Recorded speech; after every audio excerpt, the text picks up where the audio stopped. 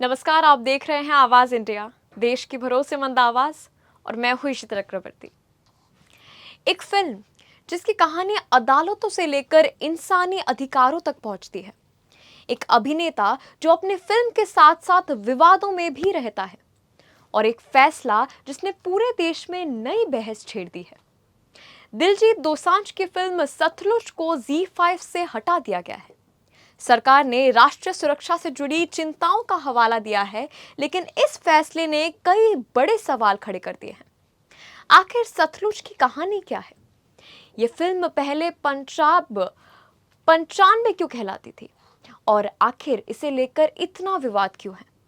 समझते इस विषय को इस खास रिपोर्ट पर। आखिर क्या है सतलुज की कहानी?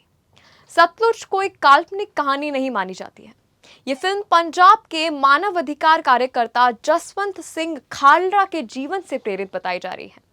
1990 के दशक में खालड़ा ने कथित तौर पर पंजाब में अज्ञात शवों के अंतिम संस्कार और कथित फर्जी मुठभेड़ों से जुड़े मामलों को सामने लाने का काम किया था। बाद में उनका अपहरण हुआ और उनकी हत्या कर दी गई। इस मामले में कई पुलिस अधिकारियों को दोषी ठहराया गया। फिल्म इन्हीं घटनाओं की पृष्ठभूमि पर आधारित एक सिनेमाई प्रस्तुति है। इस पर दौरे के पंजाब, मानवाधिकारों और न्याय की लड़ाई को दिखाने की कोशिश की गई है। अब समझते हैं पंजाब 95 के सतलुज तक का सफर। इस फिल्म का असली नाम पहले पंजाब 95 था। रिलीज से पहले फिल्म को केंद्रीय फिल्म प्रमाणन बोर्ड यानी CBFC की ओर से कई आपत्तियों का सामना करना पड़ा।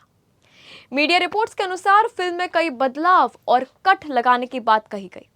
इसके बाद फिल्म लंबे समय तक रिलीज नहीं हो सकी। बाद में इसका नाम बदलकर सतलुज रख दिया गया और इसे OTT प्लेटफॉर्म ZEE5 पर रिलीज किया गया। लेकिन रिलीज के कुछ ही समय बाद फिल्म को प्लेटफॉर्म से हटा दिया गया। अब समझते हैं सरकार ने क्यों हटवाई ये फिल्म। ताजा घटनाक्रम में केंद्र सरकार ने IT नियमों के तहत ZEE5 को फिल्म हटाने का निर्देश दिया है। सरकार ने सार्वजनिक रूप से सिर्फ इतना कहा है कि ये फैसला राष्ट्रीय सुरक्षा से जुड़ी चिंताओं के आधार पर लिया गया है। हालांकि अब तक ये स्पष्ट नहीं किया गया है कि फिल्म का कौन सा हिस्सा सुरक्षा के लिए चिंता का विषय माना गया। यही वजह है कि फैसले को लेकर सवाल भी उठ रहे हैं। अब समझते हैं विवाद क्यों बढ़ गया है। फिल्म हटने के बाद सोशल मीडिया पर दो हिस्सों में बढ़ गया। एक पक्ष का कहना है कि अगर किसी कंटेंट से कानून व्यवस्था या राष्ट्र सुरक्षा पर असर पड़ सकता है तो सरकार का हस्तक्षेप उचित है। दूसरा पक्ष मानता है कि फिल्में इतिहास और समाज पर चर्चा का माध्यम होती है, इसीलिए उन्हें हटाने के फैसले में अधिक पारदर्शिता होनी चाहिए।